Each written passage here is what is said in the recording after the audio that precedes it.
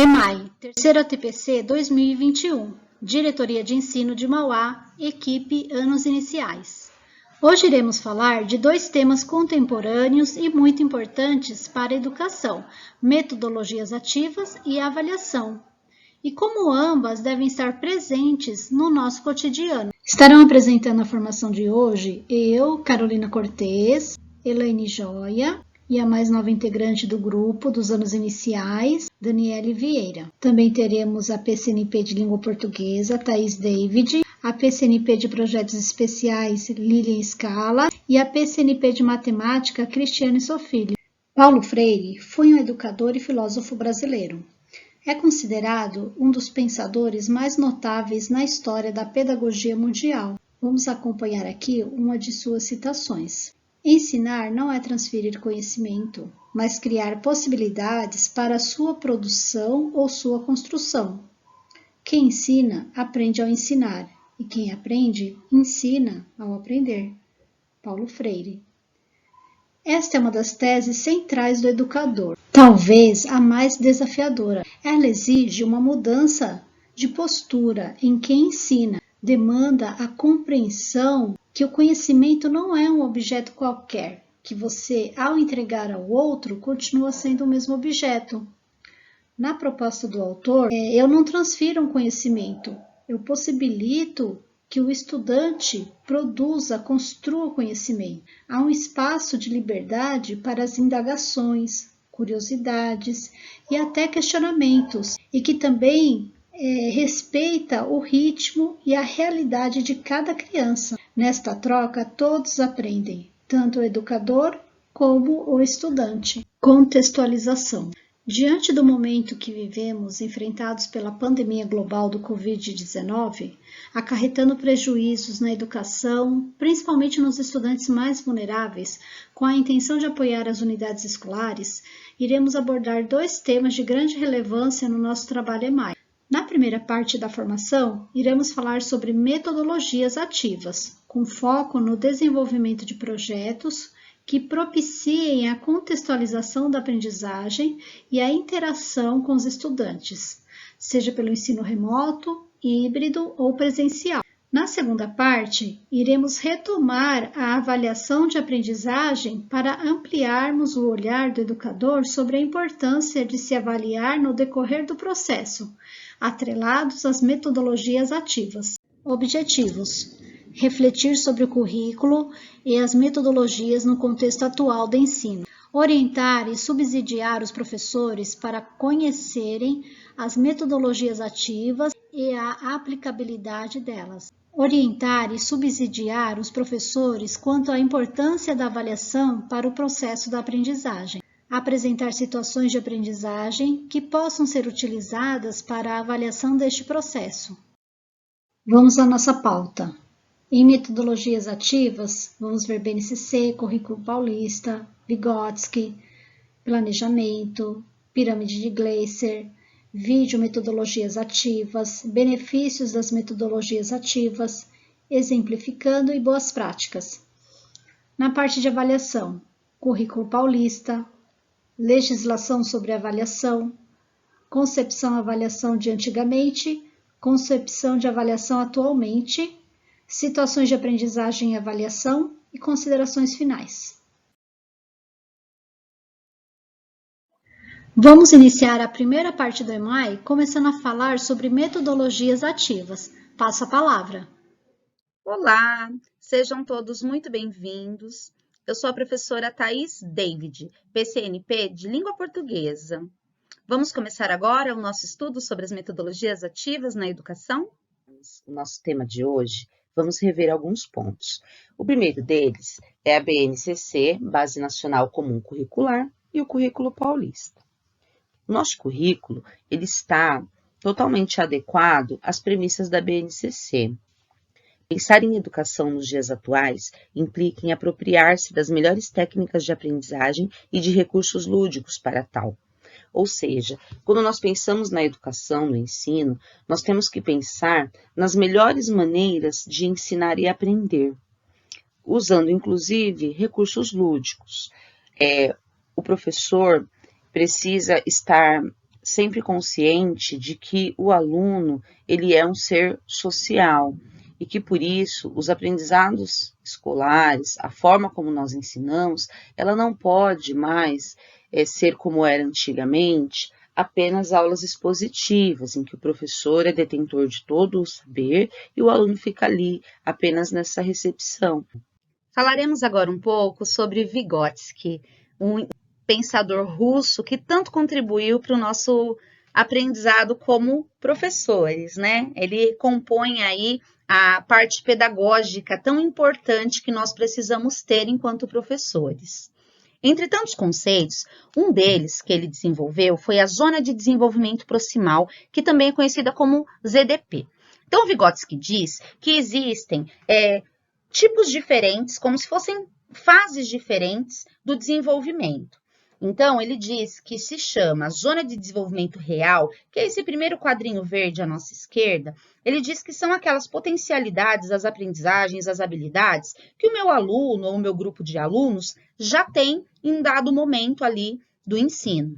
Na outra ponta, né, do lado direito, eu tenho a zona de desenvolvimento potencial, que são aquelas aprendizagens que esse grupo de alunos ou o meu aluno não tem. Porém, com a mediação do professor, com atividades em grupo, ou seja, a partir de ajuda, de auxílio, de estímulo, ele vai passar a aprender, ele vai passar a saber. Então, por exemplo, se eu tenho uma criança que, como desenvolvimento real, ela já conhece todas as letras e a sonoridade de cada letra, eu tenho, na zona de desenvolvimento potencial, a formação de sílabas. A criança já conhece as letras. Então, o próximo passo, aquilo que ela ainda não sabe, mas ela já está pronta para aprender por conta do pré-requisito do desenvolvimento real, é a formação de sílabas. Então, digamos que o professor, através do seu auxílio, do seu estímulo e da aprendizagem da mediação do professor, o aluno vai transformar aquilo que era potencial, aprender sílabas, em algo real. E aí, eu terei novos aprendizados que até então estavam inalcançáveis, entrando na zona de desenvolvimento potencial, como a leitura de palavras, a formação de palavras, e a cada novo conhecimento, a cada nova potencialidade desenvolvida no meu aluno, no meu grupo de alunos, vai aumentando a zona de desenvolvimento real e outras habilidades e conhecimentos e saberes entram na zona de desenvolvimento potencial. É muito interessante essa teoria, porque ela nos traz, né, à luz o pensamento de que o aprendizado ele não tem fim. Nós nascemos aprendendo e nós vamos aprender nossa vida toda, né? Por mais que a gente estude e se aproprie de muitos saberes, sempre haverá algo novo. Então, voltando à teoria ali do ZDP, o que é o ZDP? É a distância entre aquilo que é real e aquilo que é potencial. E a gente não pode se esquecer que, né, nessa distância ocorre um movimento, que é o movimento de aprendizagem. A gente utiliza alguns pré-requisitos, aprende coisas e vai aí ampliando o rol de desenvolvimento real. E aí, a gente vai falar um pouquinho agora sobre planejamento. Não vou ler o recorte, mas dá tempo de vocês lerem enquanto eu comento.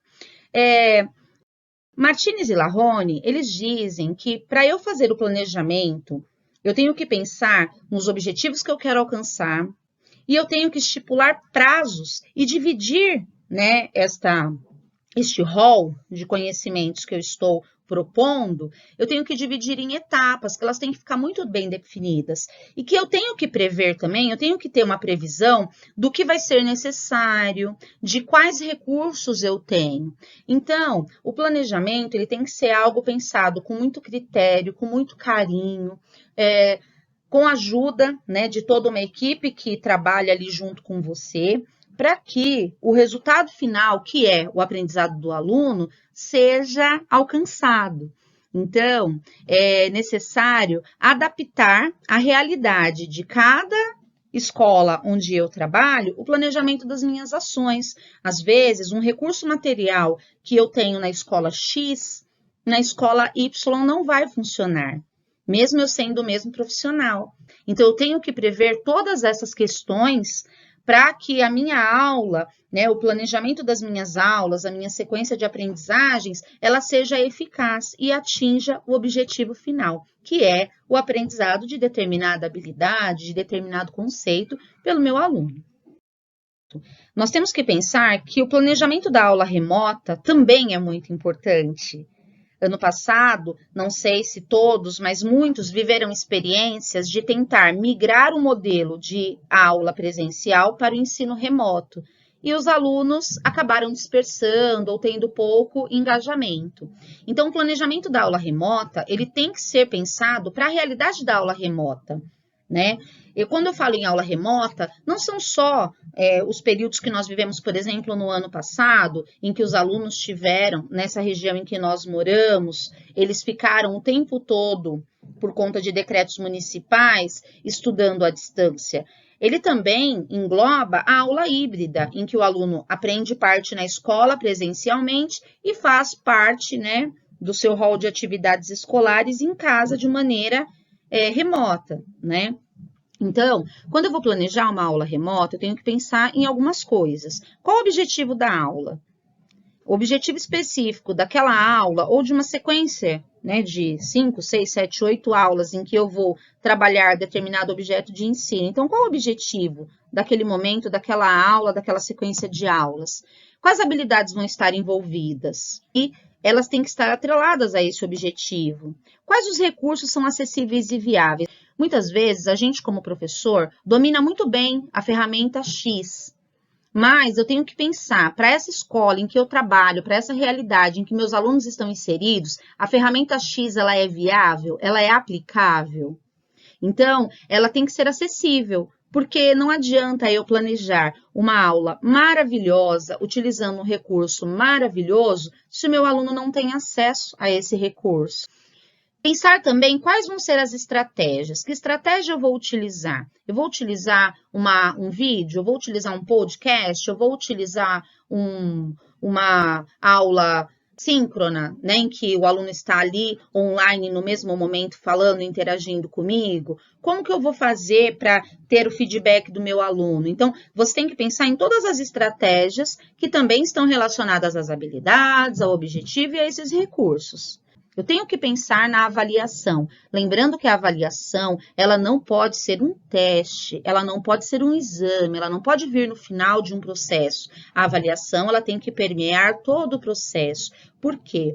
Numa visão construtivista, socioconstrutivista também, eu tenho um aluno como um todo. Eu não posso avaliar, nesse momento que nós estamos e nesse formato de ensino que nós temos, o aluno no final de um processo. Senão, não estarei avaliando todas as potencialidades dele. Aqui temos uma pergunta, né? Como organizar e definir ali as melhores ferramentas? Pensar na escola em que você trabalha, pensar na realidade daquele alunado, procurar subsídios com as pessoas que trabalham com você e juntos ali pensar em que ferramentas funcionam ou não. Lembrando que nós temos um repositório do Centro de Mídia São Paulo, que, né, tem sido criado com algumas aulas já prontas. Nós temos uma plataforma chamada Currículo Mais, onde você consegue acessar jogos, aulas. Ele pode ser filtrado por habilidade, por série, por tema, por ano. É bem interessante. E temos também 2 e-mails institucionais. Qual a diferença de eu utilizar uma conta gratuita que eu tenho do Gmail e meu e-mail institucional do Google? Ou utilizar uma conta do Hotmail que eu tenho gratuita e utilizar uma da Microsoft que é institucional. Quando eu utilizo uma conta institucional, eu tenho acesso a aplicativos que a conta gratuita não me dão, porque o e-mail institucional ele é uma conta paga. A gente não paga, mas faz parte ali de um pacote que o governo tem, né, com essas 2 empresas e que ele compra, né, o direito de que nós, professores, utilizemos. Então, ali tem uma série, tem ferramentas de meeting, que são essas de encontro, como o Meet e o Teams, tem ferramentas de sala de aula virtual, como o Google Classroom.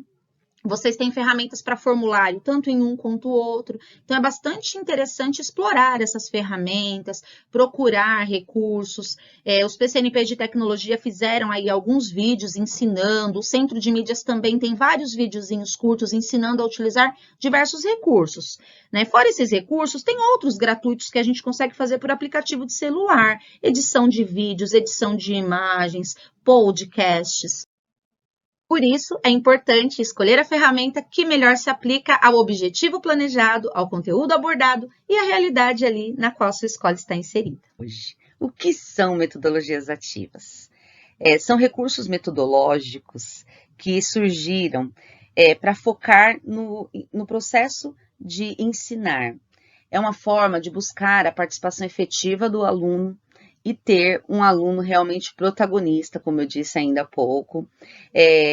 Elas têm o foco sempre no aprendizado contínuo do aluno, de uma maneira em que ele consiga reconhecer os estímulos, né, das situações de aprendizagem e consiga resolver problemas e desenvolver habilidades que o tornem cada vez mais capaz, né, de resolver questões, de pensar, argumentar e de ser atuante em relação ao seu aprendizado.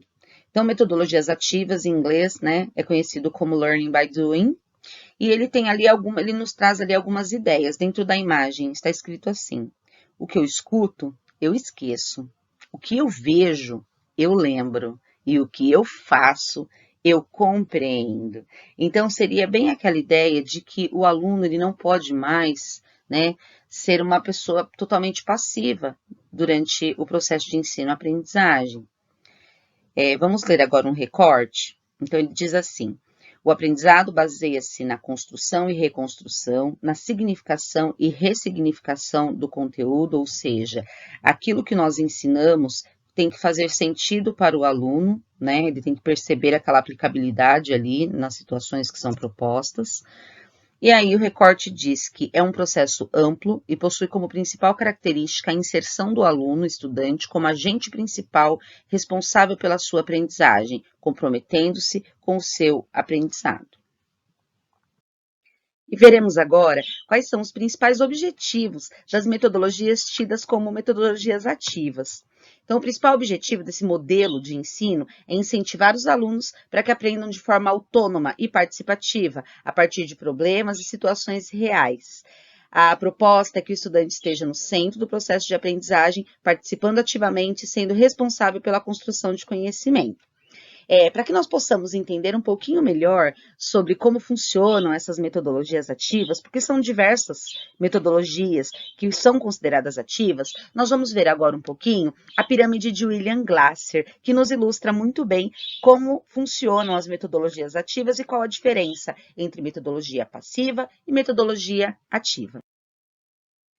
Para entendermos melhor as metodologias ativas, vamos recorrer agora à famosa pirâmide de William Glasser. Ele nos diz assim, que nós aprendemos 10% quando lemos, aprendemos 20% quando ouvimos, aprendemos 30% quando observamos e aprendemos 50% quando vemos e ouvimos.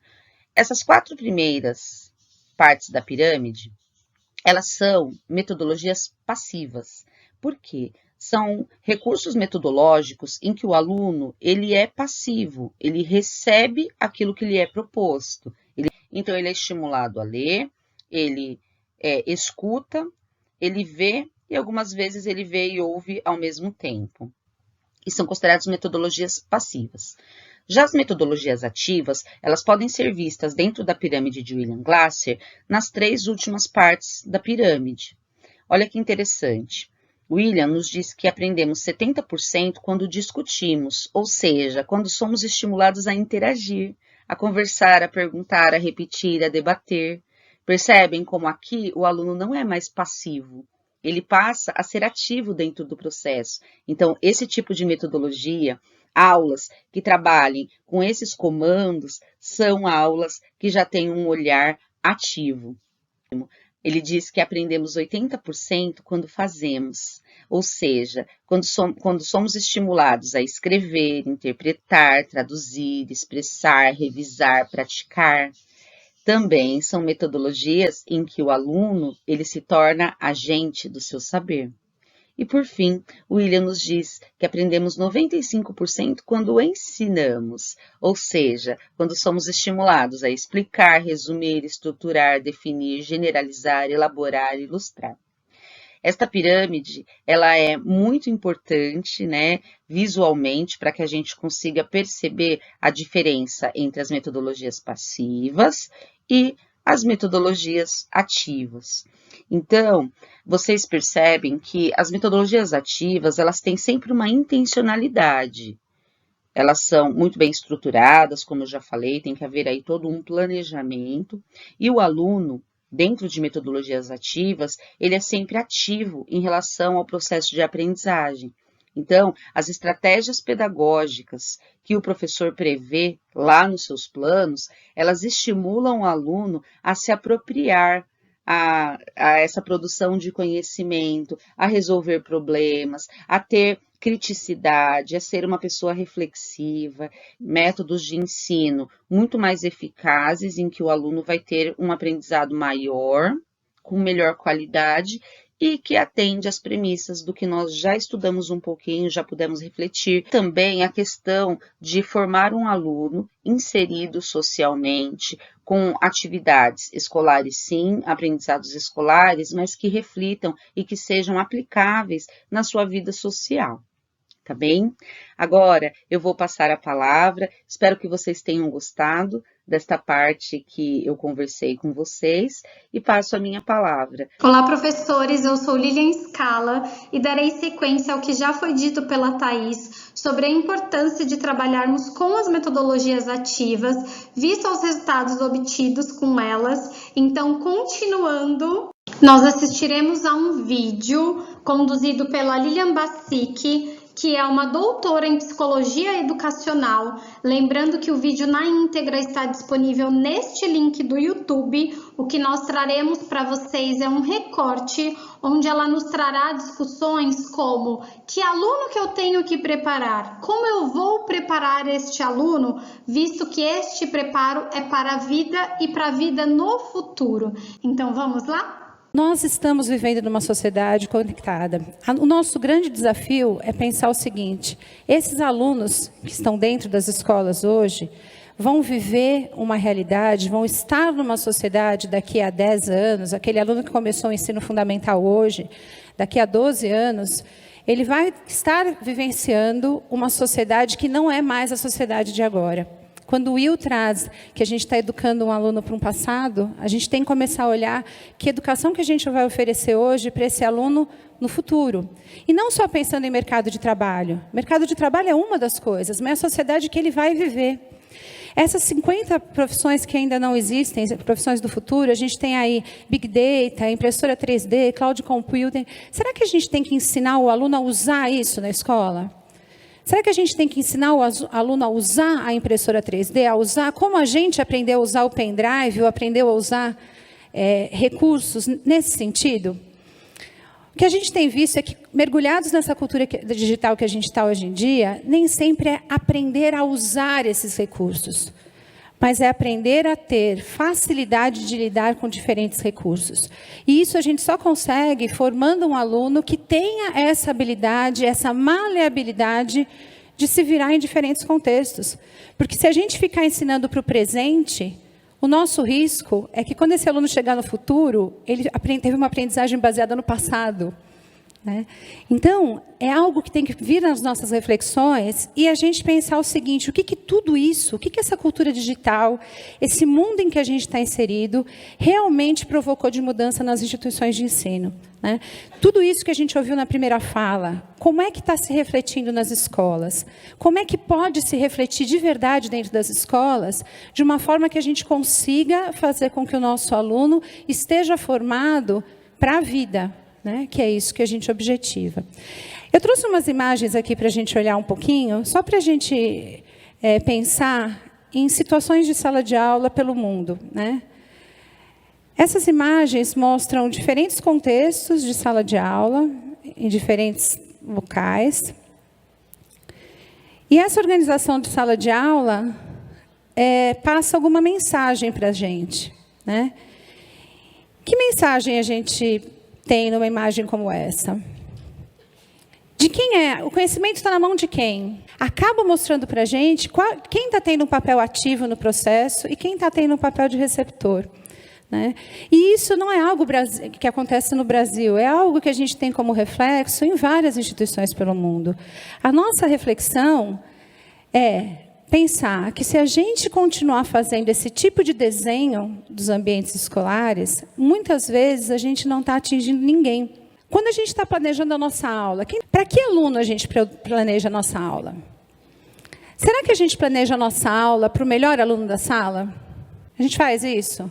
O nosso planejamento está baseado com o aluno que tira 9, 10 e que é o melhor aluno da sala? Muitas vezes não. Por quê? A gente corre o risco de fazer uma aula muito difícil para o restante da turma. A gente também não faz uma aula para o aluno que tem maior dificuldade, para o aluno que tira 1 e 2, porque senão a gente pode deixar metade da sala, ou muito mais da metade da sala, desestimulada. A gente planeja aulas para média. As nossas aulas, as nossas avaliações, a nossa escola, ela muitas vezes está planejado para o aluno médio. Existem alunos médios dentro da escola, em português, alunos que estão na média em matemática, mas será que a gente tem um aluno que é média em tudo? Alguém de vocês se considera um aluno que durante a vida escolar foi média em tudo? Nós não somos. Nós vamos bem em uma determinada matéria, temos mais afinidade com matemática, mais dificuldade em português e por aí vai. Imaginem um aluno que passa a vida escolar dele inteirinha, tendo aulas médias, aulas para alunos médios. Então, quando a gente começa a refletir sobre isso, a gente tem que refletir sobre a avaliação e sobre, principalmente, a condução, o processo. E daí a gente usa o quê? Então, vamos instrumentalizar nossas escolas com computadores. Um computador para cada um vai resolver o problema. A gente pode ter aulas incríveis com um computador para cada um, como a gente pode ter aulas terríveis com um computador para cada um. E a gente pode ter aulas sensacionais com um professor palestrando na frente de uma aula e levando a turma junto com ele. Então, não é o recurso que vai fazer a diferença. A nossa defesa é que a hora que você começa a mudar a forma de conduzir suas aulas, você tem muito mais chance de não trabalhar apenas com a média, mas começar a olhar para os extremos. Inicialmente, a gente dizia para o professor, ok, a gente já sabe que a gente tem que inserir cultura digital, a gente sabe que a aprendizagem do aluno passivo não dá certo, a gente tem que fazer isso mudar. Só que o nosso olhar é que, do mesmo jeito que a gente olha para o aluno e diz, olha, a gente não pode trabalhar com a média, a gente faz o mesmo com o professor. Muitas vezes a gente faz uma reunião no começo do ano, apresenta uma proposta nova para todo aquele grupo de professores, 60, 100, várias vezes participei de eventos como esse, e a gente olha para aquele grupo como se todos eles, a gente trabalha na média com eles também, e acredita que todos eles vão levar para a sala de aula da mesma forma. E a gente começou a perceber, óbvio, que professores, aprendizes estão lidando com a aprendizagem também, e a gente precisa respeitar isso. Então, logo de cara, a gente dizia para esses professores, reorganize o espaço da sala de aula. Seus alunos ficam enfileirados, muda esse espaço, faz de outro jeito. A gente teve exemplos de professores que disseram, ok, eu vou mudar o espaço. Eu levei meus alunos para um local com mesas circulares, e eles ficam trabalhando em grupos. Ok, professor, e aí? O que você sentiu do seu papel nessa hora? Ele dizia, é muito complicado, eles estão todos em mesas circulares, ninguém me ouve. Eu fico tentando falar, eles não olham para mim. Ele mudou de espaço, mas o espaço não saiu de dentro dele, né? Ele mudou de espaço, ele colocou os professores em círculo, ele deveria fazer o quê? Estimular a discussão. Mas isso é um primeiro momento. Ele começa, então, a refletir sobre o papel dele. O que eu vou fazer? Se eu mudo de local, se eu não estou mais no centro do palco, o que eu vou fazer? Então, o professor tem primeiro aquela vontade de ficar circulando pelos grupos, né, para garantir a disciplina, para ver se está todo mundo trabalhando. Mas o papel dele, né, como mediador, ele vai descobrindo, a partir do momento que ele começa a perceber qual é o papel dos alunos. Ele não precisa ficar o tempo inteiro com os grupos. Esses alunos podem ir desenvolvendo autonomia. Uma das coisas que a gente coloca no nosso projeto político-pedagógico no início do ano é ter um aluno autônomo, crítico, né, responsável. E muitas vezes a gente está centralizando o tempo inteiro as nossas aulas e a gente não dá a oportunidade para o aluno desenvolver a criticidade, desenvolver a autonomia, desenvolver a responsabilidade. Quando a gente começou a reorganizar, a gente disse para os professores, agora começa a pensar o que você pode fazer para personalizar. A avaliação tem que ser a mesma, existe ainda uma legislação que exige da gente um monte de coisa, mas o que você pode fazer para essa avaliação acontecer no processo? Ela não precisa acontecer no final. E aí, só nessa hora, a gente olhou para ele e disse assim, olha, está na hora da gente, então, começar a te repertoriar. Vamos pensar o que a gente precisa de tecnologias digitais para te ajudar nesse processo, para te aproximar de uma cultura digital. E depois disso, envolva a sua escola. Vamos lá, vamos envolver a escola e vamos levar todo mundo para esse processo. O que a gente percebeu é que para a gente realmente colocar o aluno no centro do processo, no centro em que sentido? A aula é feita para ele e para cada um deles, não para um bloco de alunos. Para a gente fazer isso, não adianta só colocar tecnologia. Se a gente colocar só a tecnologia e não começar a olhar de forma dinâmica para tudo isso, se tudo isso não começar a se mexer, cultura escolar, espaço, avaliação, papel, gestão, não adianta. Você não consegue mudar apenas uma peça desse quebra-cabeça. Você precisa realmente ter o envolvimento do todo. Ensino híbrido é uma das questões que eu me aprofundei, mas a gente vê hoje que existem muitas outras possibilidades, né? A gente pensa em gamificação, cultura maker, aprendizagem baseada em projetos. A gente tem uma série de propostas metodológicas que levariam esse estudante a realmente ter uma postura ativa em sala de aula. E é isso que a gente acredita. Por quê? Se a gente for pensar de que maneira que esses alunos conseguem se aproximar dessa realidade, a gente precisa também empoderar esse professor. Tá? Na verdade, o nosso grande desafio, né, o que a gente espera realmente, é desenvolver com esses estudantes pensamento crítico, comunicação, colaboração, criatividade. E isso a gente só vai conseguir mudando a estrutura das nossas aulas quando elas precisam ser mudadas. Eu gosto muito de dizer que a gente não está querendo dizer que a gente tem que abandonar tudo que existiu até hoje. Porque boas aulas, como aquelas que nós tivemos, tanto é que estamos aqui ligados à educação até hoje, não acho que devam desaparecer. Mas a gente precisa, dentro do possível, acrescentar outras propostas para esse estudante que vive no mundo digital e que tem outras relações com o conhecimento muito diferentes do que a gente teve. Para isso, a gente precisa de um professor e de uma escola que tenha espaço para essa flexibilidade, que um professor que tenha realmente compromisso com aquela proposta. Por quê? Logo de cara não vai dar certo. A primeira experiência dos professores era extremamente frustrante, porque a gente vem com uma expectativa, a hora que a gente coloca em prática, nem sempre é 100% o que a gente espera. Mas a partir do momento que você tem um grupo compromissado, não só em termos de professores, mas em termos de gestão, você consegue avançar para realmente ter uma mudança de mentalidade. Se a gente for pensar, se a gente conseguir deixar como um legado alunos que desenvolvam e que sejam protagonistas, autônomos e principalmente felizes, realmente o papel da escola vai poder ser cumprido da maneira mais ampla. Obrigada. Sistematizando, nós precisamos formar estudantes para ter facilidade a lidar com os diferentes recursos, contextos e para a vida. Mudar também o ambiente escolar favorece essas metodologias ativas e é extremamente importante. Não devemos trabalhar com a média, professores, e sim com a personalização, para não limitarmos. O papel do professor é mediador, é aquele que vai mediar, então nós precisamos mudar o olhar para com o nosso papel docente. Assim como favorecer para o estudante a autonomia, a ser crítico, responsável, protagonista, comunicativo, colaborativo e criativo. E segundo ele, o José Moran, que é um pesquisador sobre as mudanças na educação da Universidade de São Paulo, no centro da aprendizagem nós temos o aluno.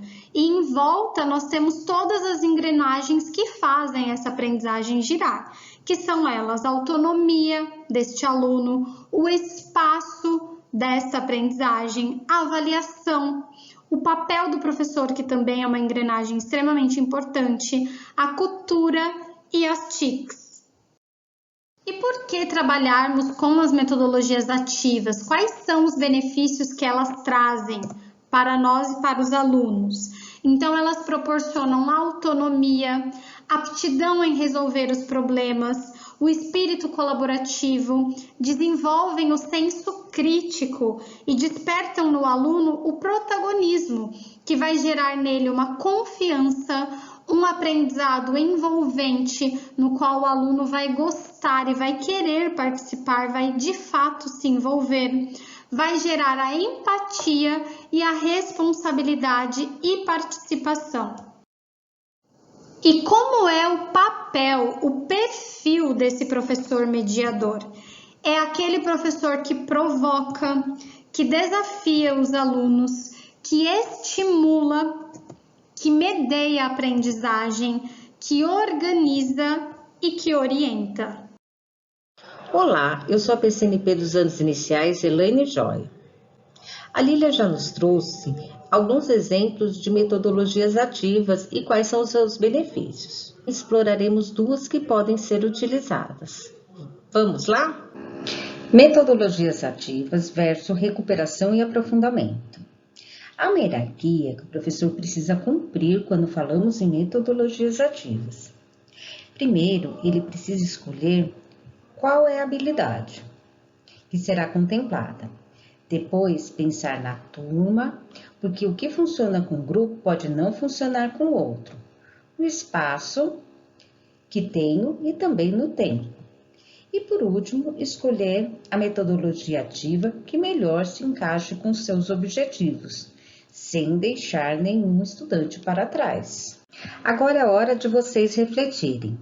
Quais metodologias ativas fazem parte de sua prática pedagógica? Vocês terão 1 minutinho para responder via chat. Bora lá!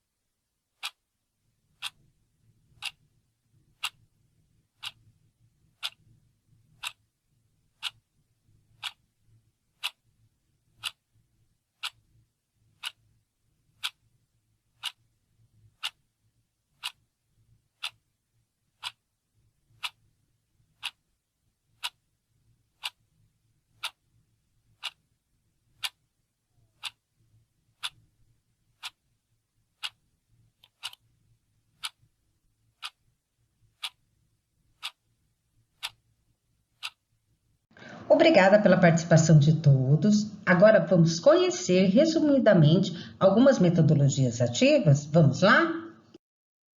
Então temos, a primeira aqui é a aprendizagem baseada em desafios ou problemas, que ela tem como propósito fazer com que os estudantes aprendam através da resolução colaborativa de desafios, que pode utilizar a tecnologia e outros recursos. Temos a aprendizagem baseada em projetos, que também é fundamentada na aprendizagem baseada em problemas. Ela exige que os estudantes coloquem a mão na massa ao propor que eles investiguem como chegar à resolução. O projeto ele tanto pode nascer de uma curiosidade do estudante, quanto de uma questão desafiadora que é proposta pelo professor. Temos um mapa conceitual, que muitos professores já utilizam. Ele é um mapa mental que tem a função de organizar o estudo. É uma estratégia de sintetizar e organizar o estudo a partir de um esquema mental. Também temos o ensino com pesquisa, que é um dos princípios utilizados na sala de aula invertida, que vou falar daqui a pouco. Neste, vocês vão procurar desenvolver no estudante a capacidade de buscar e ter autonomia relacionada aos caminhos da aprendizagem. Também temos as oficinas, que é uma estratégia utilizada nas ações de reforço e recuperação, e ela consiste no trabalho de reagrupar os estudantes de acordo com seus níveis de proficiência. Temos a sala de aula invertida. Neste modelo, o estudante tem acesso ao conteúdo de forma antecipada, podendo ser online para que o tempo em sala de aula seja otimizado, fazendo com que tenha um conhecimento prévio sobre as habilidades a serem estudadas e também possa interagir posteriormente com os colegas para realizar projetos e resolver problemas. Temos a rotação por estações, que nada mais é que um circuito. O modelo consiste em organizar a sala por grupos de estações de aprendizagem para desenvolver atividades com objetivos de aprendizagem diferentes, mas complementares. Como vemos aqui, os estudantes vão se revezando nas estações de aprendizagem, enquanto o professor ele vai atuar como mediador e intervém nos grupos que mais precisam de auxílio, o que personaliza o ensino e dá autonomia e protagonismo para os estudantes construírem suas aprendizagens. Temos o laboratório rotacional. Neste modelo, os estudantes são divididos em 2 grupos. Nesse caso, vamos precisar também de 2 professores. Um vai trabalhar no laboratório com uma lista de atividades para realizar com apoio da tecnologia digital, enquanto o outro trabalha na sala de aula. Temos o estudo dirigido, que tem como característica a divisão do tema em etapas, trabalhadas sob orientação do professor e realizadas com autonomia pelo estudante. Na prática, é o professor que vai delimitando o foco para aquilo que acha essencial. Por exemplo, no texto, ele pode partir de perguntas disparadoras. Temos a gamificação, que são recursos de games ou jogos. Nas aulas de matemática, no EMAI, já trabalhamos com jogos. Só que aqui, neste caso, ela nada mais é que a utilização de elementos de jogos em situações relacionadas à educação.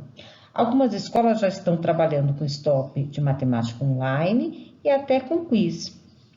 Tudo que é lúdico e prazeroso é significativo para o estudante, porém o professor não pode perder o foco da intencionalidade.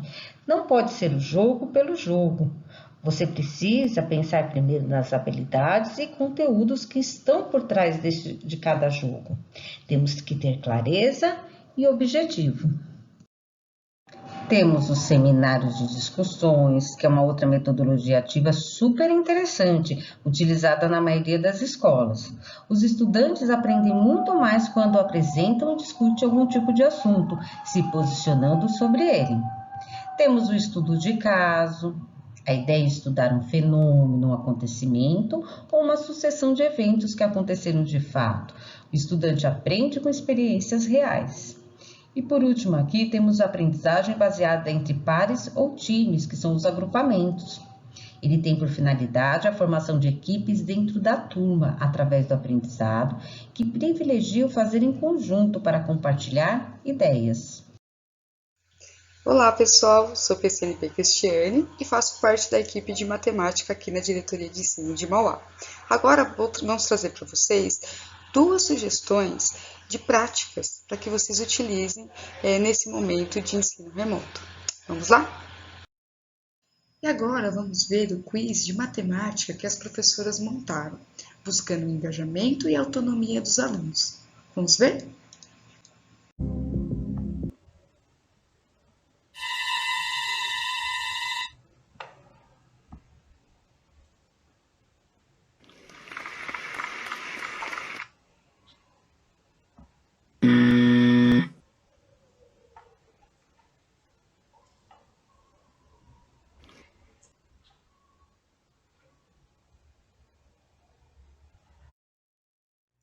Legal esse quiz, né? Então, as professoras, elas utilizaram vários recursos do PowerPoint para montar esse quiz. Mas antes de montar, de chegar na montagem do PowerPoint, elas escolheram as habilidades. Depois, pensaram num tema de acordo com a faixa etária desses alunos. Pensaram em perguntas que levem o aluno a refletir. E também que essas perguntas já consigam sanar algumas dúvidas que os estudantes eventualmente venham a ter.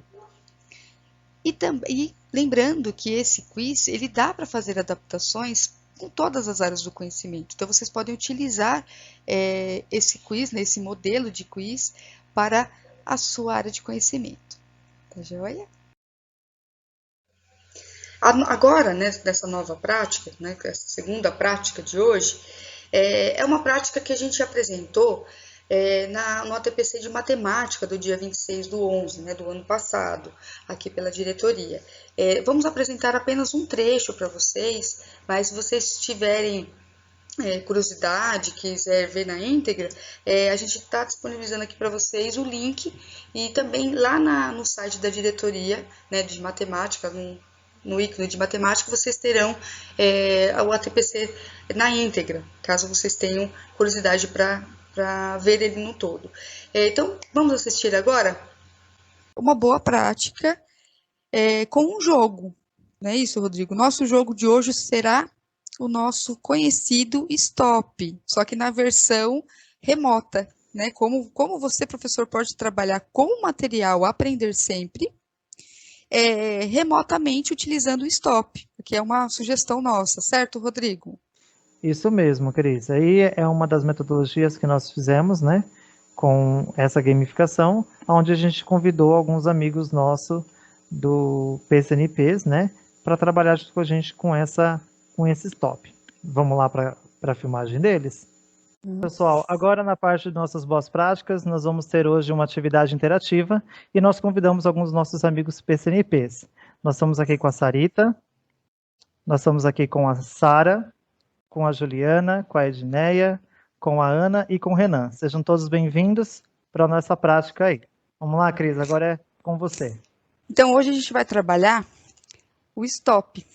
E aí, nós vamos trabalhar o stop com algumas atividades que estão no caderno do Aprender Sempre, volume 3. E que para que isso aconteça, né, de uma forma bacana, a gente tem algumas regrinhas. Então, vamos lá para a nossa regra da nossa brincadeira do dia. Cada acerto, o participante ganha 5 pontos, tá certo?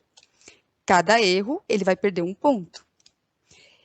Quando um jogador gritar stop, então a gente vai parar a brincadeira, vamos conferir se a resposta está correta. Se a gente verificar que a resposta, eu vou falar, a resposta está errada, a gente vai pedir para um outro jogador continuar a brincadeira. Então vai ter 2 chances, tá? Então a primeira, o jogador gritou stop, a gente apresentou a resposta, está errada, a gente vai pedir para um outro jogador apresentar a resposta dele. E ganha o jogador que ao final chegar com a maior pontuação. Então, o que a gente tem que fazer para a gente para a gente conseguir desenvolver aqui a atividade? A gente vai preencher aqui uma tabela com os nomes dos participantes, tá? A sugestão sempre tem uma pessoa para ficar marcando a pontuação, tá bom? Então, no nosso caso, eu vou fazer com vocês o jogo e ele vai ficar marcando lá a pontuação para no final a gente fazer a conferência, tá certo? E detalhe, cada jogador, cada participante, anote as suas respostas e se você ganhou ou não, para a gente conferir no final as pontuações, tá bom? E vamos iniciar a brincadeira? Tem um detalhezinho. A quantidade de exercício fica a critério de cada professor. Então, cada professor vai verificar, minha turma, eu tenho 45 minutos, acredito que mais exercícios ou menos exercícios. Então, fica a critério de cada um, tá ok? O que a gente vai precisar, tá? Qual o material para a gente participar do jogo? Vou pedir para que vocês tenham um lápis, uma caneta, tá, em mãos, uma borracha e um papel. Então, pode ser folha de sulfite, folha de caderno, qualquer folha, tá certo?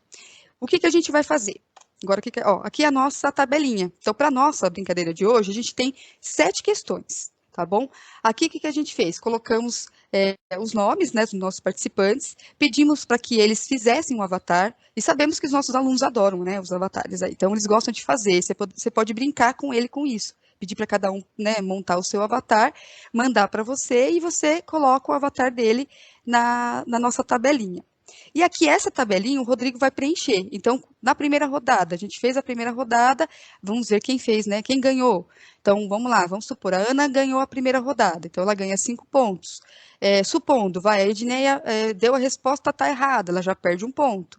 Os demais não pontuam, né? Que eles não nem acertaram e nem erraram, ok?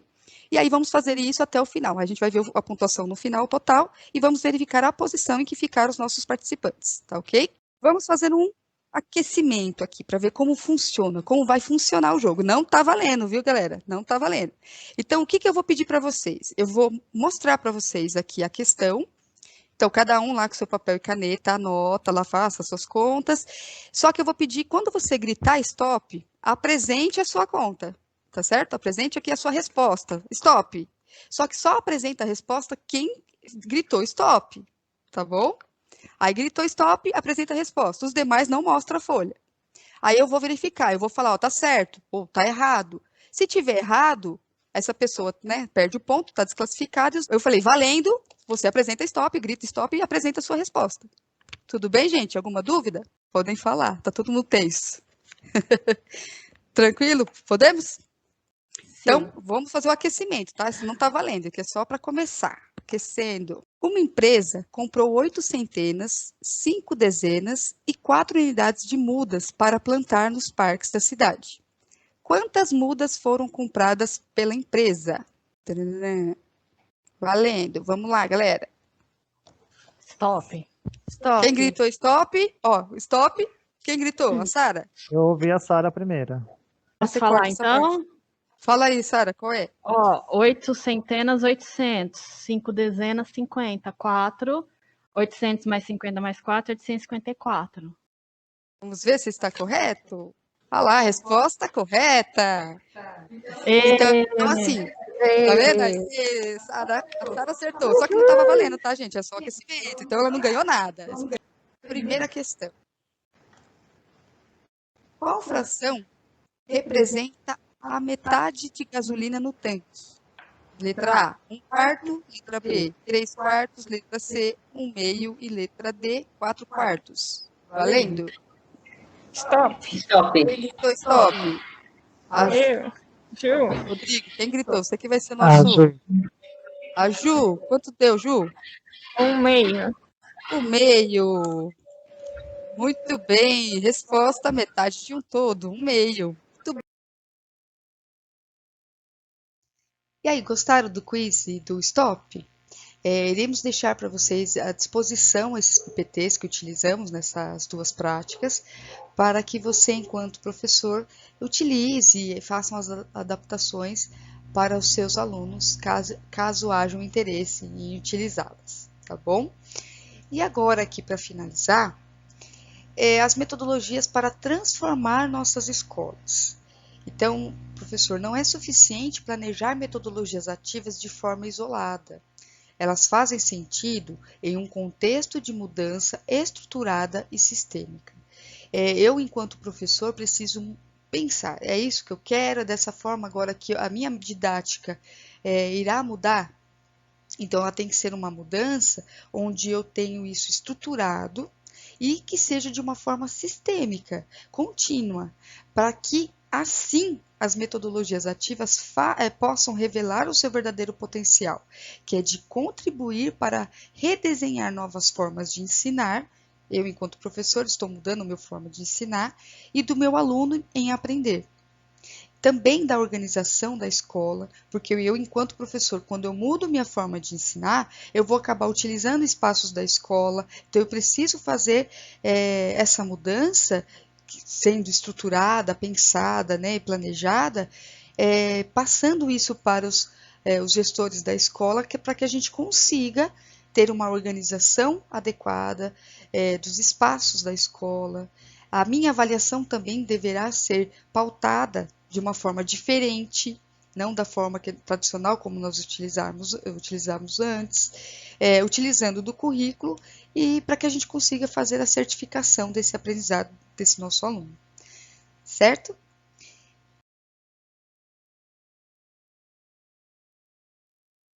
Olá, pessoal, tudo bem? Espero que sim. Eu sou a PCNP Daniele Vieira dos Anos Iniciais e estou aqui para dar andamento na segunda parte da nossa formação, um tema tão importante que é a avaliação. Então, vocês terão a seguir uma imagem para refletirem, observem o que está na imagem e o que está escrito no balão, tá bom? Depois vocês terão 1 minuto para escrever no chat o que pensaram sobre isso, tá? Vamos lá!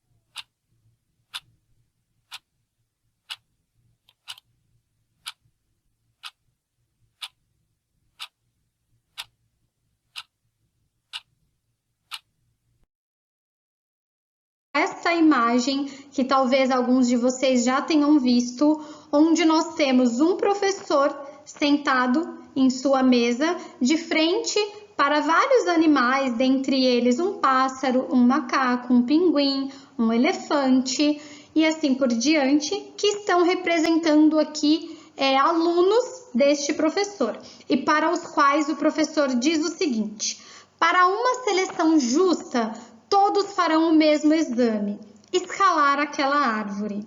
E aí, diante destas figuras de aluno, fica muito claro e óbvio que este exame ao qual o professor utiliza o termo justo não será justo, visto que o macaco é o mais apto a realizar esta atividade. Então, eu proponho que nós pensemos na nossa prática de avaliação dentro da sala de aula, quando a gente se depara com um único método de avaliação, uma única forma de avaliar para uma sala tão heterogênea, muito mais talvez do que essas espécies de animais expressas aqui na imagem.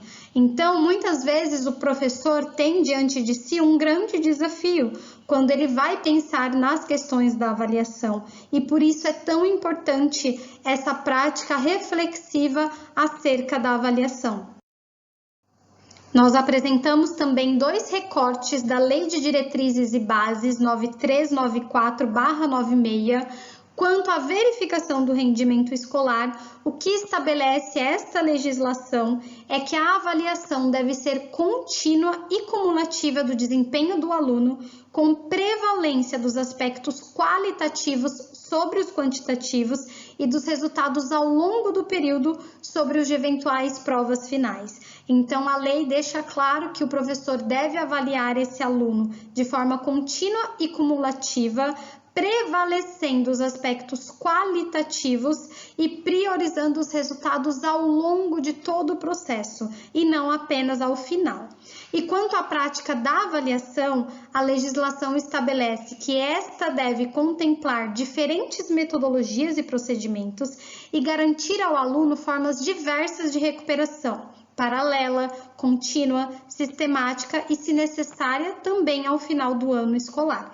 Então, quando nós vamos para as questões da avaliação, fazendo um gancho com a tela anterior da nossa reflexão, o professor ele precisa sim oferecer metodologias e procedimentos diversos para fazer essa prática de avaliação e, para todas elas, estabelecer uma forma diversa de recuperação. Quando nós voltamos o nosso olhar para a BNCC, nós observamos que, ao definir as aprendizagens essenciais que devem ser asseguradas a todos os estudantes, ela está expressando um parâmetro de igualdade educacional que deve ser referência por todo o nosso país.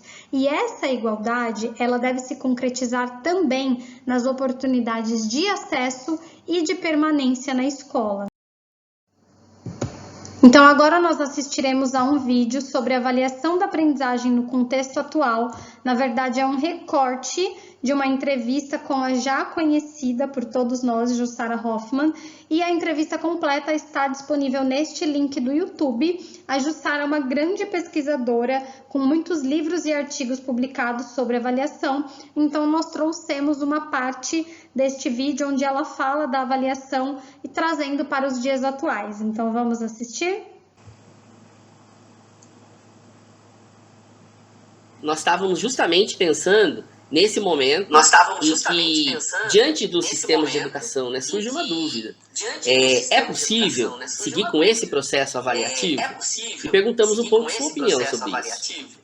Então, eu vou agora resumir um pouquinho, porque também essa discussão eu já faço em outros livros e tudo mais, mas é um mito se pensar que é o sistema de educação que determina que se faça uma avaliação classificatória.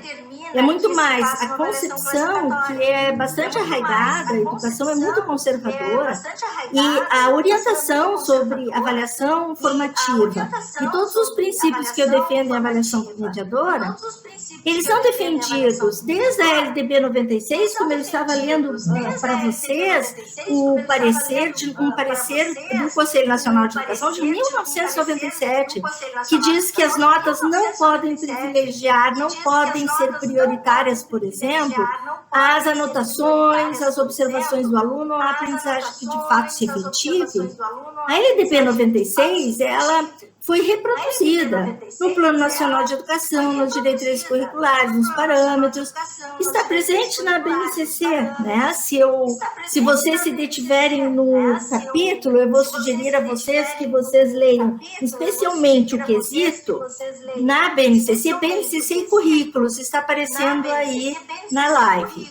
BNCC e currículos, e também o compromisso com a educação integral, a especificação exata de construir e aplicar procedimentos de avaliação formativa que levem em conta os contextos, as condições de aprendizagem, tomando registros como referência para melhorar o desempenho de professores e alunos na escola. Avaliação para melhoria.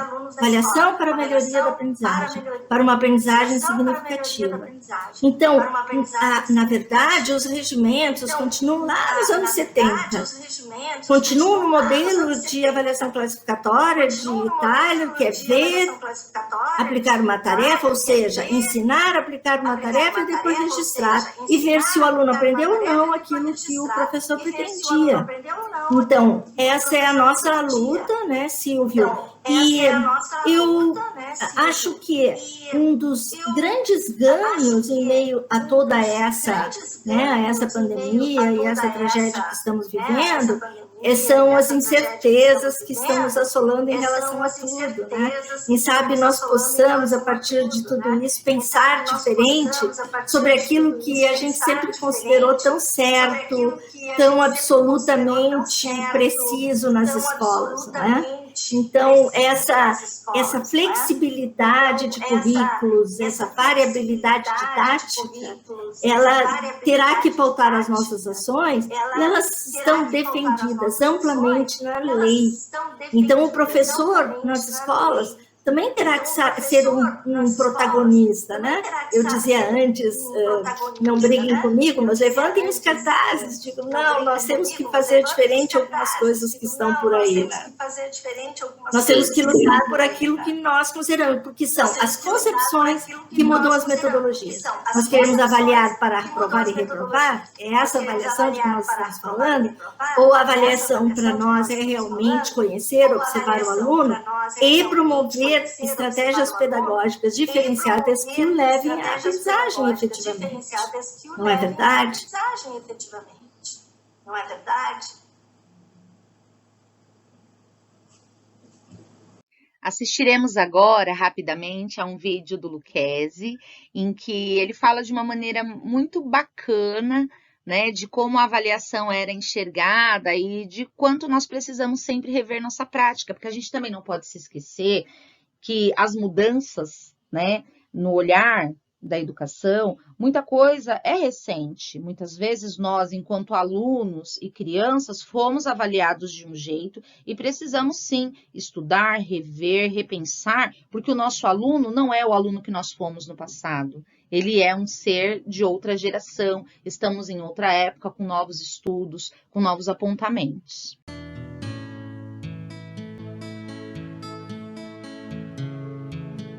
A avaliação da aprendizagem é uma especificidade da área da avaliação.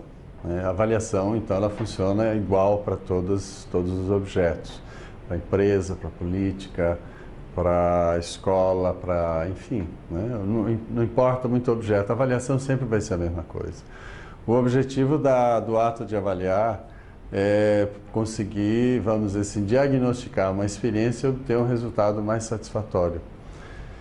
Então, o que um médico faz quando o cliente vai ao consultório? Ele diagnostica, avalia, portanto, e propõe alguns encaminhamentos que permitam uma obtenção de um resultado mais satisfatório, que é a saúde do cliente.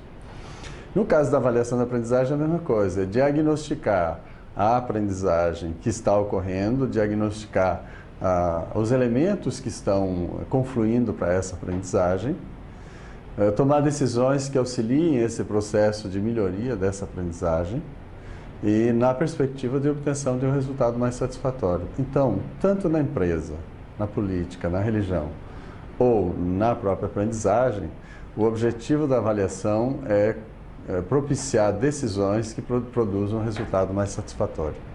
Tá certo. Então, em nossa escola hoje é possível falar que a gente trabalha sobre avaliação, ou a avaliação ainda é um estágio mais à frente do que aquilo que nós sabemos fazer quando aplicamos uma prova ou quando...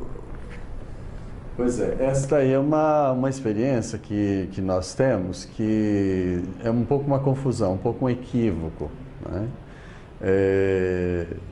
De certa forma, nós dizemos assim, que nós praticamos avaliação na escola porque tem um sistema de avaliação, tem um boletim escolar. Um boletim escolar, tem o dia de avaliação, os instrumentos de avaliação e assim por diante.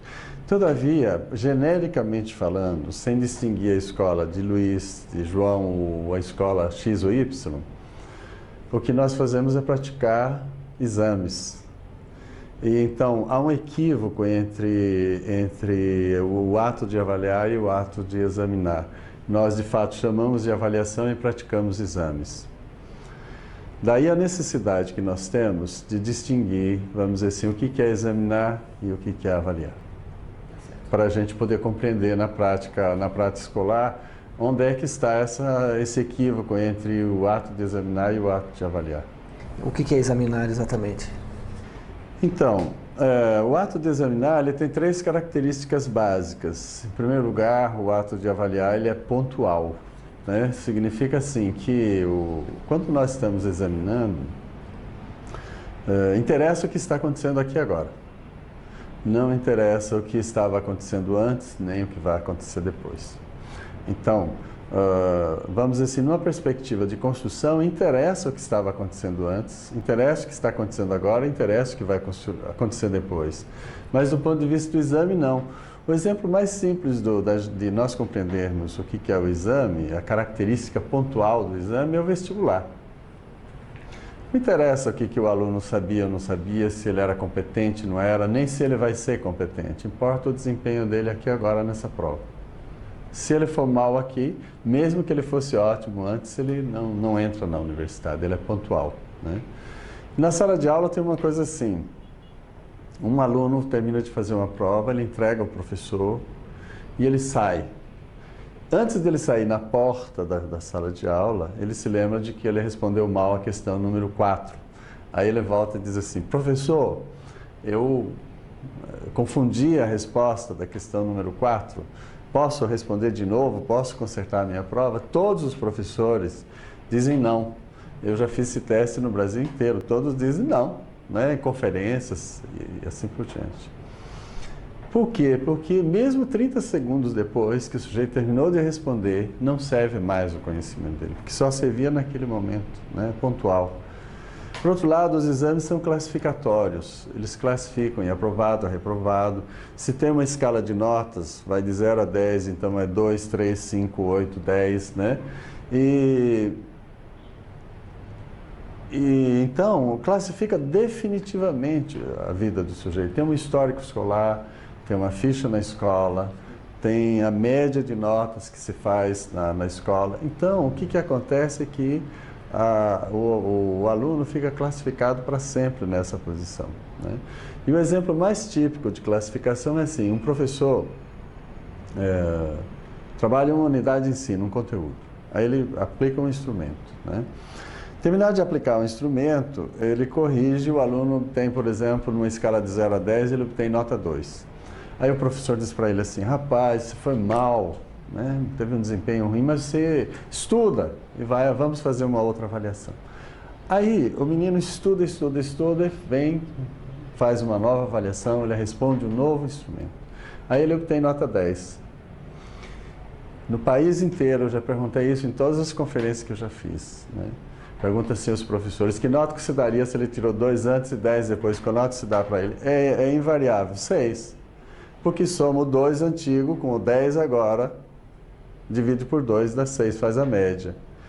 Aí eu pergunto assim, mas se ele não sabia e agora ele sabe, por que você não pode dar 10? Por causa dessa característica classificatória. Então ele está preso naquela nota 2. E não a possibilidade dele manifestar uma qualidade nova que ele adquiriu. Então, por isso que os exames são profundamente classificatórios. A avaliação já é um processo mais humano, então, ele Acho que a terceira característica dos exames, e aí eu clarearia as características da avaliação. A terceira característica dos exames é de que ele é seletivo. Então, o exame coloca fora uma parte ou uma grande parte da população escolar, né? Se a gente olhar o vestibular, por exemplo, na minha universidade, que é a Universidade Federal da Bahia, nesse ano de 2000 nós tivemos 45 mil candidatos para 3.750 vagas. Então, 41.250 candidatos teriam que ficar fora e 3.750 para dentro. Então, o exame seleciona, bota muitos para fora e uns poucos para dentro. Na sala de aula tem acontecido a mesma coisa. A média de aproveitamento de números de alunos na educação brasileira, ela tem sido, em média, 35% no ensino fundamental e no ensino médio. Quer dizer, cada 100 alunos, 65 não têm acesso à série subsequente. Então, o que acontece? Que os exames são seletivos, eles são excludentes, né?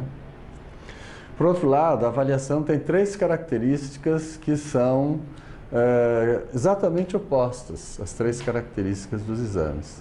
Então, por exemplo, o ato de avaliar é não pontual. O que significa isso? Significa que, enquanto os exames cortam aqui e agora, a avaliação leva em consideração o que estava acontecendo antes, o que está acontecendo agora e o que pode vir a acontecer depois. Então, no ato de examinar, a gente diz assim para alguém, você não sabe. Mas no ato de avaliar, a gente diz assim, você ainda não sabe. Porque depois pode vir a saber, meia hora depois, 15 minutos depois, 1 ano depois, mas ele vai vir a saber, se houver um trabalho educativo para ele, né? Segunda característica, por oposição aos exames, enquanto os exames são classificatórios, a avaliação é dinâmica. Então, a avaliação não classifica, ela diagnostica o que está ocorrendo para que haja a possibilidade de uma melhoria. Então, se deram muitos nomes à avaliação. Então, se diz assim, que a avaliação é diagnóstica, que ela é formativa, que ela é dialética, que ela é dialógica, que ela é mediadora. Todos esses nomes, esses adjetivos que são atribuídos à avaliação, todos eles são redundantes, porque sendo avaliação, obrigatoriamente ela tem que ser mediadora, dialética, dialógica, formativa, etc, etc. Então, cada autor deu um nome, um adjetivo à sua forma de entender a avaliação, mas, em todo caso, a avaliação sempre tem essa característica da dinâmica, porque ela propicia uma condição mais satisfatória, né?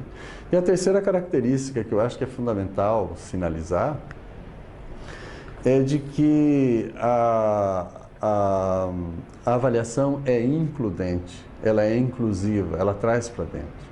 Enquanto que a prática do exame pode colocar alguém para fora, você não sabe se está reprovado, sai, a avaliação diz assim, rapaz, você não sabe ainda, mas vem para dentro que eu vou te ajudar a saber.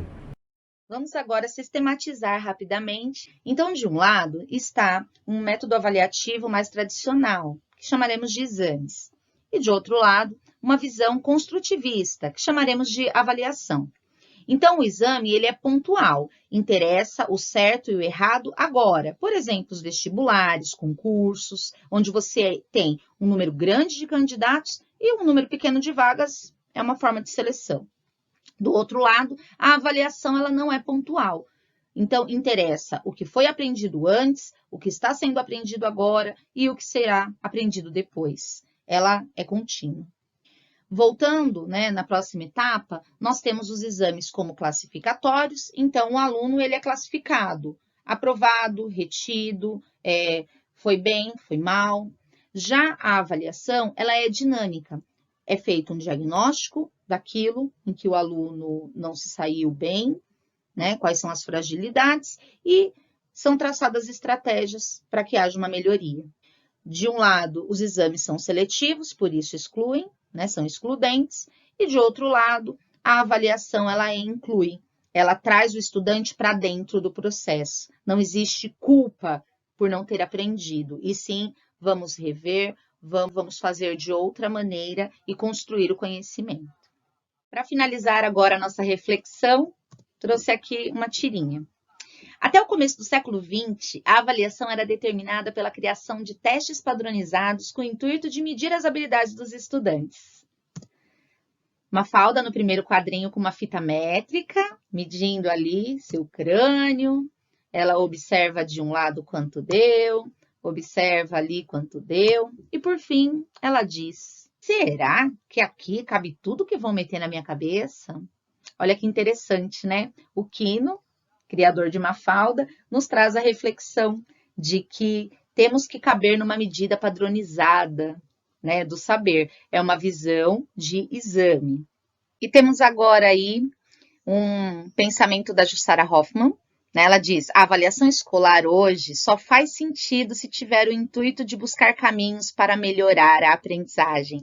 Ou seja, se a avaliação não buscar crescimento do aluno, melhoria do serviço prestado e a chance de que o aluno seja um protagonista e enxergado como um ser social, ela não tem valor.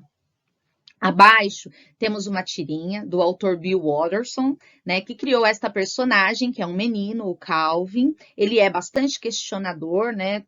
Imagino que a maior parte de vocês conheça essa personagem. Eu vou ler a tirinha agora. O menino diz assim, o Calvin. Qual foi sua nota? Eu tirei A. É mesmo? Puxa, eu não queria estar no seu lugar. Eu tirei C. Por que razão você prefere tirar C a tirar um A?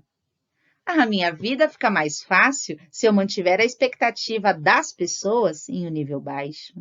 Então, olha que interessante, né? O autor Bill Watterson, ele traz essa reflexão de que a avaliação, ela só vai ter valor para o aluno, no caso aqui a personagem do menino, né, do Calvin, se for significativa para ele. Se não, ela vira a expectativa dos outros. Ela não traz crescimento. Tá bem? Eu encerro aqui a minha fala hoje e passo a palavra para a Cris. Olá, pessoal, tudo bem com vocês? Meu nome é Cristiane, estou PCNP de Matemática aqui pela Diretoria de Ensino de Mauá e continuando com a fala da PCNP Thaís, iremos agora assistir um vídeo da Jussara Hoffmann e voltamos em seguida. Até já! Eu fui a segunda mestra em avaliação educacional do país. E por quê? Porque ninguém queria discutir avaliação naquele momento. Eu concluí o curso em 81 e a avaliação era um monstro de 7 cabeças, né? Na academia não se queria discutir o assunto.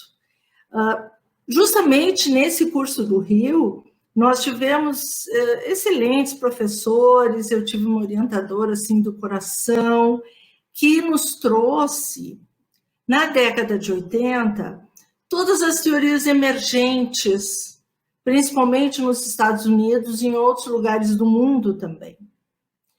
E essas teorias emergentes justamente discutiam a avaliação classificatória, tudo o que nós criticávamos aqui, avaliação para punir, para selecionar, para excluir. Essa era a crítica que as novas teorias, as teorias de vanguarda nos traziam. E entre os nossos estudos, alguns teóricos já na década de 80, então já enquanto eu era aluna, me chamaram muita atenção. Um deles, James Popham, dizia, não adianta observar, coletar dados, registrar, isto não é avaliar.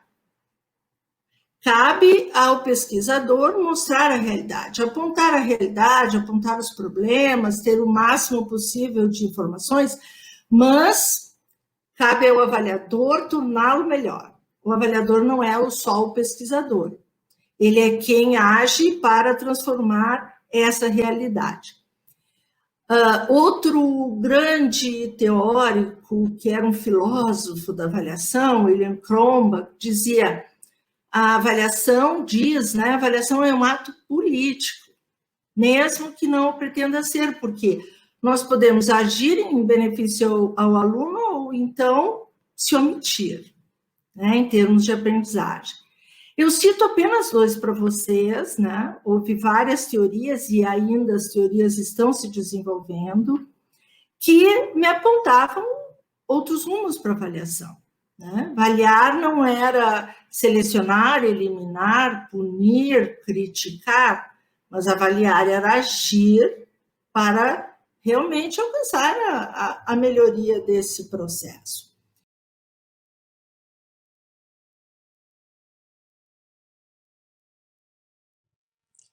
Então, o exame e a avaliação. O exame, ele pode ser classificatório ou seletivo. É o certo ou errado.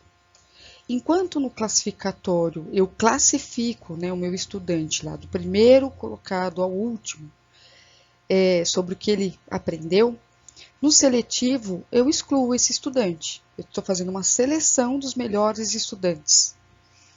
Segundo Lucchesi, o exame é prova, né? Eu tenho que provar alguma coisa. Teste, onde o aluno tem que fazer os testes, testar o seu, medindo, né, a sua aprendizagem. Ele é um número, né? É um número, simples e puramente. É errado fazer exame? Não, não é errado.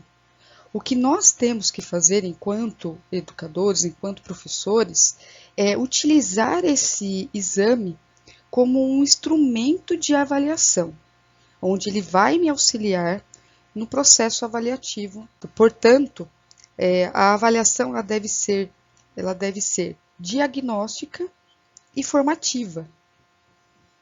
E nesse processo ela exige de nós, enquanto professores, fazermos uma reflexão. Uma reflexão. Por que avaliar? Para que avaliar? E para quem avaliar? Então, por que eu estou fazendo essa avaliação? Para quem que eu estou fazendo? E para quê? Para quem?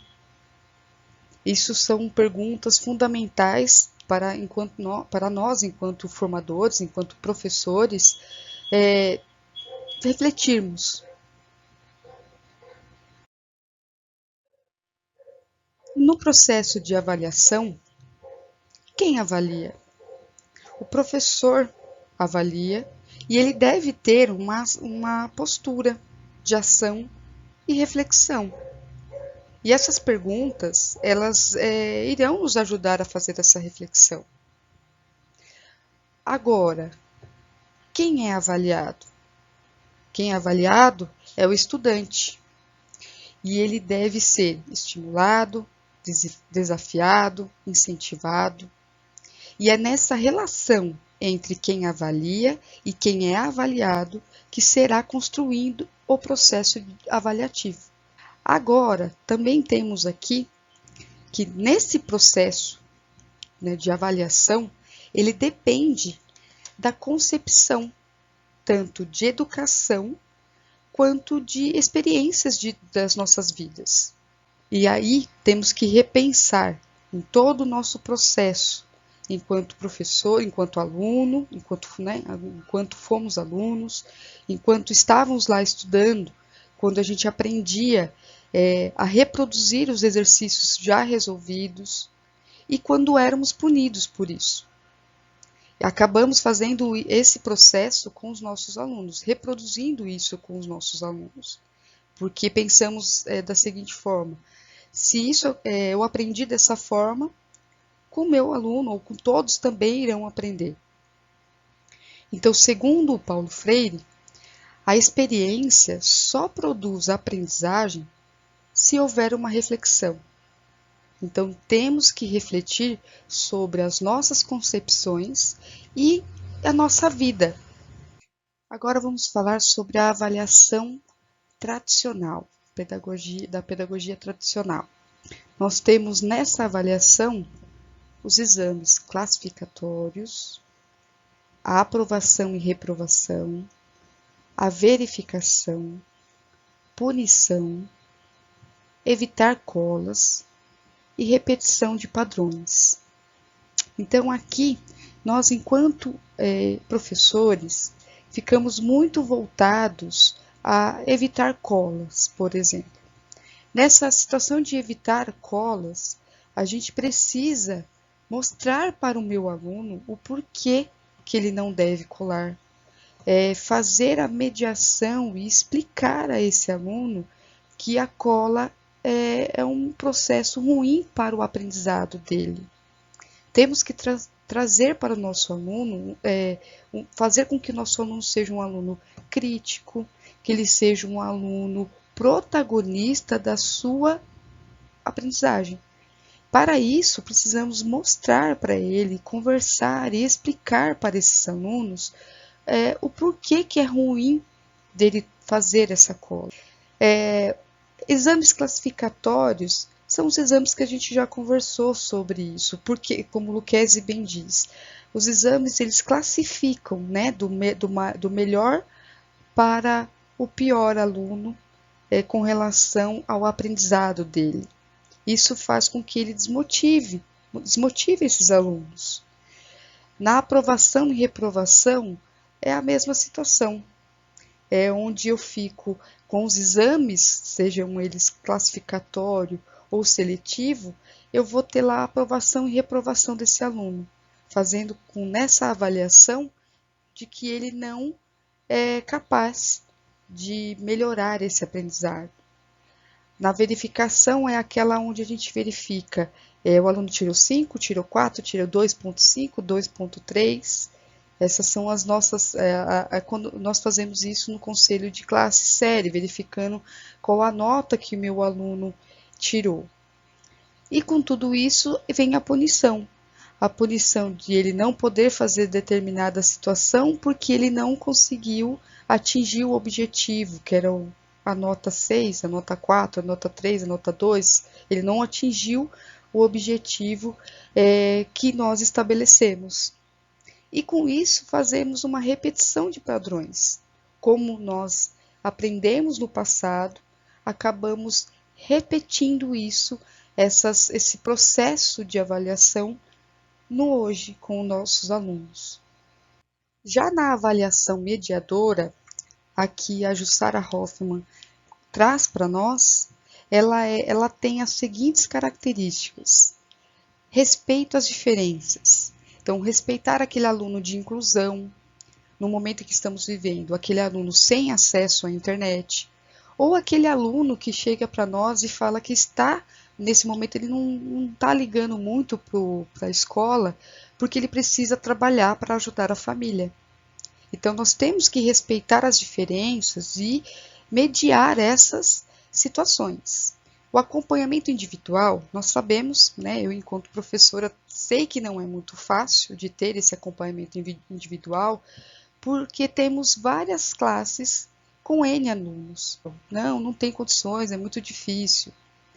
Porém, se eu trabalhar na observação enquanto eu estiver com esse aluno, seja ele presencial ou remotamente, observar e ter uma escuta com esse aluno, escutar o que está acontecendo em volta desse aluno, escutar e observar nele um todo, né? O nosso aluno na aprendizagem integral desse aluno.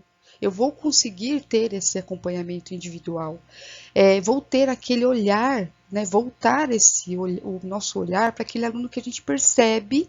Enquanto professores, nós percebemos em sala de aula, até remotamente, aquele aluno que está mais afastado.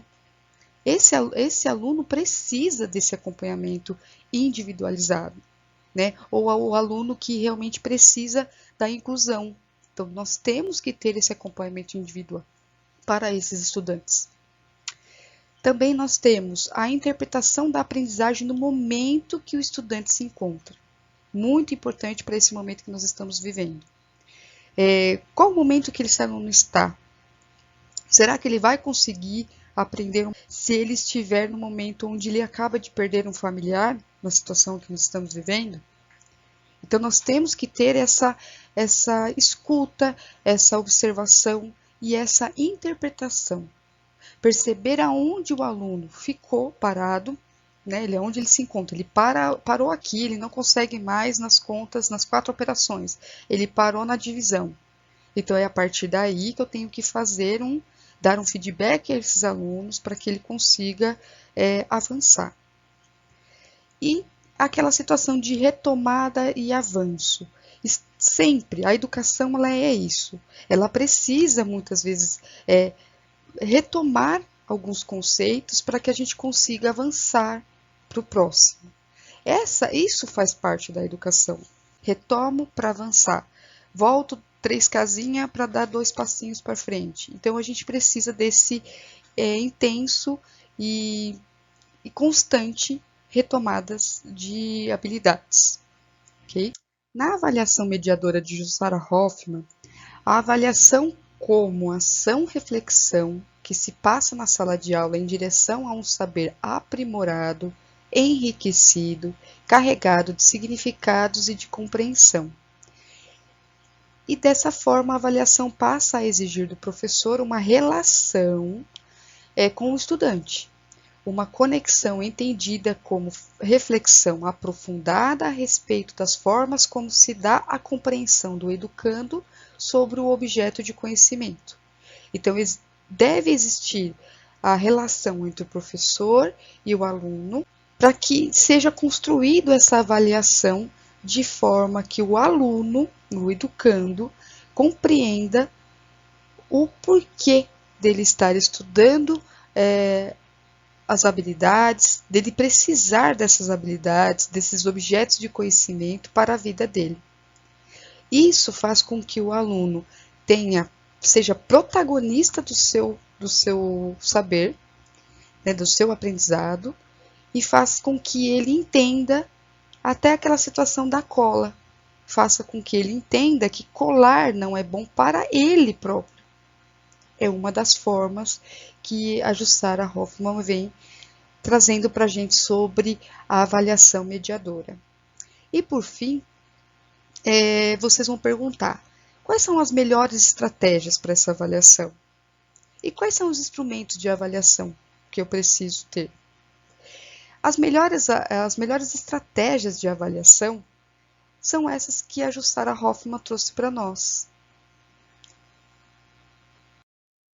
Agora eu vou falar um pouquinho dos instrumentos de verificação e avaliação da aprendizagem. Nós vamos retomar um pouquinho um ATPC que ocorreu no dia 5 de janeiro pelo Centro de Mídias, na época da recuperação, mas é pertinente para os dias atuais também. Dependendo da metodologia ativa utilizada, como por exemplo, aprendizagem baseada em desafios, aprendizagem baseada em projetos, mapa conceitual, ensino com pesquisa, oficina, sala de aula invertida, estudo dirigido, algumas dessas já fazem até parte da nossa prática, outras estamos nos apropriando. A avaliação se dará a partir da avaliação do processo. Eu vou avaliar desde o início dentro da metodologia escolhida, através dos conhecimentos prévios dos alunos, levantamento das hipóteses, sondagem, pesquisa do estudo e até do produto final. Lembrando que o mais importante não é o produto final, mas a avaliação do processo da aprendizagem que ele envolve, que é rico e significativo para a aprendizagem do estudante. Aqui trago alguns exemplos. Temos a produção textual, apresentação da audiosolução de problemas, dependendo da metodologia utilizada, o podcast, o vídeo, que são desafios atuais e que os estudantes adoram. Também pode ser utilizado com aluno com dislexia, lembrando do respeito às diferenças, como comentou a PCNP Cristiane, quando abordou a avaliação mediadora da Jussara Hoffmann. Temos aqui dramatização, sondagem que deve ser realizada no início da aprendizagem, como foi sugerido no ATPC dos anos iniciais, entre outros que vão depender da metodologia. Porém, sempre lembrando que esta avaliação ela deve ser contínua durante todo o processo e com o objetivo de melhorar a aprendizagem do estudante. Já que estamos com o decreto de suspensão de atividades escolares, presenciais nos municípios da nossa diretoria, estamos trabalhando com ensino remoto. Então, temos as aulas síncronas, que são aquelas que é necessário a participação do estudante e do professor no mesmo instante e no mesmo ambiente. Neste caso, virtual, como plataformas como o Teams, o Zoom, o Meet, o WhatsApp Sala. A vantagem é não perder o vínculo e aumentar o engajamento dos estudantes. É indicado para atividades em que o professor necessite de uma interação maior, onde haja a troca de ideias, discussão coletiva, socialização das respostas, correção coletiva. Neste momento, também podemos realizar a avaliação de uma sondagem, apresentação, debates, seminários, entre outros. Temos as aulas assíncronas, que são aquelas em que não é necessário que os estudantes e professores estejam conectados ao mesmo tempo para que as tarefas sejam concluídas. Eu posso usar o Google Classroom e o WhatsApp.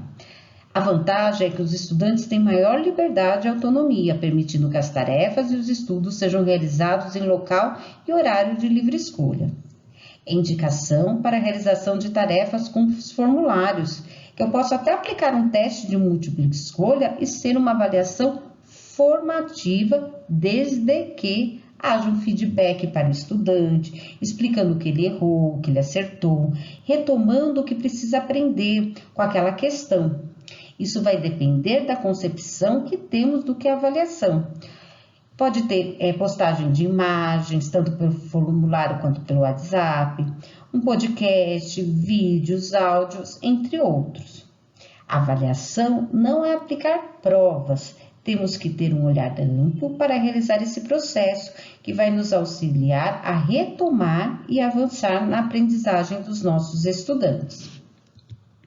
Temos também alunos sem acesso à tecnologia. Nossa sugestão é a elaboração de roteiro detalhado, passo a passo e, se possível, até com boas perguntas. Ele precisa ser simples e objetivo. E também tem que ter a entrega de atividades conforme estipulado pela unidade escolar. Agora vamos para as nossas considerações finais. A avaliação deve estar a serviço de mais aprendizagem, ou seja, ela irá me dar sinais do que preciso retomar para poder avançar com meus estudantes. É sempre um processo de ação, reflexão, ação. A avaliação deve ser vista como instrumento para a escola repensar suas práticas, pois a partir do momento que avalio, consigo perceber no processo se o meu estudante está avançando ou não, e se caso necessário, posso até ter que trocar minha metodologia. Como diria o Lucchesi, a avaliação deve ser utilizada como espelho, para que a escola, professores e estudantes voltem a olhar para si mesmos, buscando transformações das suas práticas.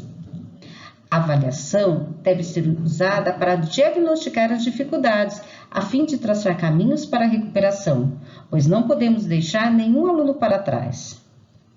A recuperação deve criar oportunidade efetiva de aprendizagem, considerando que o estudante não sabe, para podermos ampliar sua aprendizagem. A recuperação não é trabalhar mais do mesmo, já que mais do mesmo não leva à aprendizagem. Hoje estamos num momento muito diferente da educação, em que nós, educadores, tivemos que nos reinventar e nos apropriar de novas tecnologias, que irão auxiliar muito neste momento, para trabalharmos de forma diferenciada e significativa com os nossos estudantes, utilizando as metodologias ativas. Realizar um bom diagnóstico das aprendizagens para traçar bons processos de recuperação. Se vou realizando avaliações no decorrer do processo, eu consigo diagnosticar o que o meu estudante precisa aprender e assim realizo boas escolhas de metodologia, de recurso, boas intervenções que irão ser significativas nesse processo da aprendizagem, levando o estudante a avançar em seus conhecimentos. Avaliar qualitativamente e não quantitativamente. É necessário escolher bons instrumentos de avaliação e principalmente ter um olhar amplo, que a avaliação deve ser utilizada com propósitos diagnósticos e inclusivos. É importante salientar que a recuperação deve ser evidenciada com apontamentos, registros que comprovem sua realização em cumprimento ao estabelecido na legislação. Agora vamos assistir uma última fala da entrevista da Jussara Hoffmann do vídeo Avaliação da Aprendizagem no Contexto Atual para concluirmos esse tema. Lembrando que a entrevista completa está disponível neste link do YouTube. Vamos lá?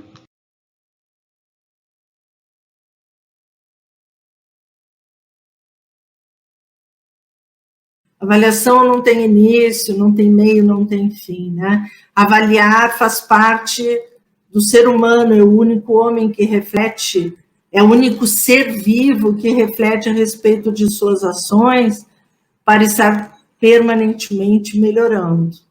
Mas eu confio muito no professor, eu confio muito.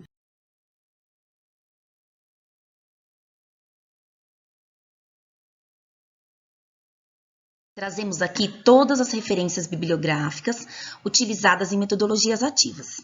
Gostaríamos de agradecer também a participação da Escola Neuza de Fátima, que apresentou o quiz de matemática, e da PCNP Cris, que mostrou um pouco do trabalho desenvolvido com os professores PEB 2 de matemática, mas que pode ser adaptado para os nossos estudantes, principalmente dos 4º e 5º anos. Aqui temos as referências bibliográficas utilizadas na segunda parte sobre avaliação. Em nome de toda a equipe, gostaria de agradecer a participação de todos. Esperamos que esta formação amplie o olhar de vocês, educadores, e auxilie na prática pedagógica. Lembrando que não se esqueçam de responder o formulário de presença que está abaixo da descrição do vídeo. Também deixaremos o quiz e o stop de matemática como modelo, caso queiram adaptar para os estudantes de vocês. Até a próxima!